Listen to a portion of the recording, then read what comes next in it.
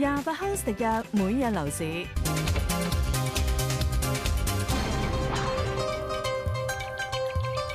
喺跌市之下，準買家選擇變多，貨比三家之下，一啲新進屋苑嘅競爭力似乎跑出。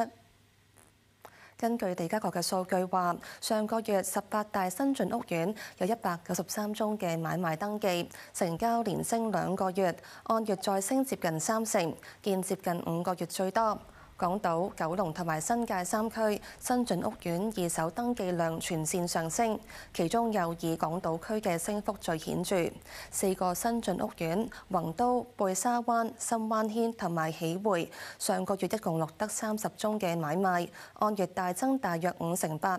該行相信第二季新進屋苑嘅二手登記買賣登記量有機會穩步上升。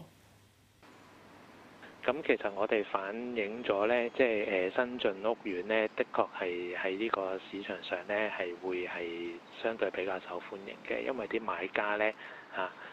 無論換樓啊，或者係入市都好啦，都希望揾啲即係樓齡相對冇咁舊啊，質素高少少嘅，咁啊可以慳咗一啲即係叫做維修啊、裝修嗰啲費用㗎嘛。